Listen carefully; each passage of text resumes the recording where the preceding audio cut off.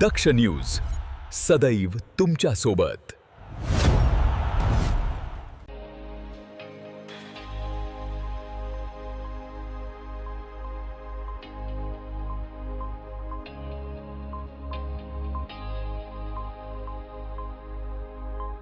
प्रभाग क्रमांक 31 अंतर्गत वासननगर परिसरातील नागरिकांचा संताप आता टोकाला पोहोचलाय।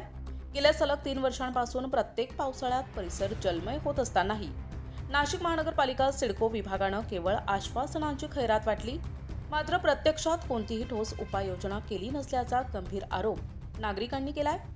आज झालेल्या मुसळधार पावसामुळे पुन्हा एकदा वासननगरातील अनेक घरांमध्ये पाणी शिरले। घरातील फर्निचर, इलेक्ट्रॉनिक वस्तू, धान्य आणि इतर साहित्याचे मोठे नुकसान झाले असून नागरिकांना अक्षरशः स्वतःच्या घरातच विस्थापित होण्याची वेळ आली आहे। स्थानिक रहिवाशांनी अनेक वेळा नाशिक महानगरपालिका सिडको विभागाकडे लेखी आणि तोंडी तक्रारी करूनही अधिकाऱ्यांनी या समस्येकडे सातत्यानं दुर्लक्ष केल्याचा आरोप केलाय। प्रत्येक वर्षी पावसाळ्यात हीच परिस्थिती निर्माण होत असताना प्रशासन कायमस्वरूपी पाणी निचऱ्याची व्यवस्था करण्यात अपयशी ठरत असल्याने नागरिकांमध्ये तीव्र नाराजी आहे। कर वसूल करण्यात तत्पर असलेली महानगरपालिका नागरिकांच्या मूलभूत समस्यांबाबत मात्र उदासीन का, असा संतप्त सवाल वासन नगरातील रहिवाशांनी उपस्थित केलाय।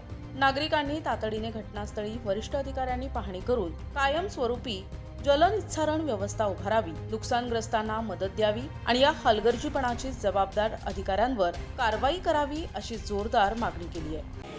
नमस्कार, मी प्रीती सोनवणे वासननगर इथे राहते। तर 8 वर्षापासून आमच्या इथे ही पाण्याची परिस्थिती आहे। जेव्हा पण पाऊस पडतो इथं पूर्ण फुल भरून जातं, आमच्या गाड्या पण पाण्यात असतात आणि घरामध्ये पण पूर्ण पाणी जातं पावसाचं।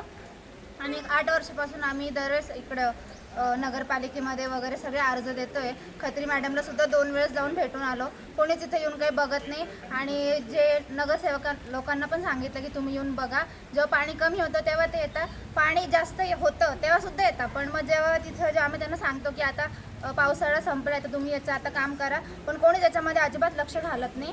जर इथं कोणाला सपोज इथं पाण्याची डिप्पी आहे, जर करंट उतरला तर कोणाला पण जीवाचा धोका आहे, इथं कोणाला पण काही होऊ शकतं। आता इथं आता तरी गुडघ्या एवढं पाणी, पण एक तासापूर्वी पूर्ण कमरे एवढं पाणी होतं आणि घरात तर पूर्ण फ्रीज वगैरे सगळं खराब झालेलं आहे। इथं कोणीच लक्ष देत नाही। 8 वर्षापासून हा प्रॉब्लेम आहे आम्हाला। गेल्या अनेक दिवसापासून वासननगर या भागामध्ये पोलीस कॉलेजच्या समोर हा रस्ता जो आपण या ठिकाणी आता उभा आहे, गेल्या 10 ते 12 वर्षापासून हा इथं प्रॉब्लेम आहे। बरेचसे लोक तिथे या ठिकाणी येतात, काम बघतात आणि निघून जातात, परंतु या ठिकाणी कोणतेही ठोस असं पाऊल ते उचललं जात नाही।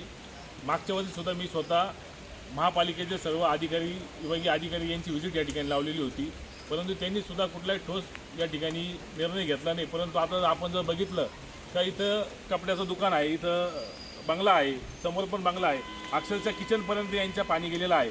जर एखादी समजा अत्यावश्यक समजा यांना वस्तू घ्यायला जायची असेल किंवा मेडिकल एखादी इमर्जन्सी निघाली तर यांनी कसं करायचं?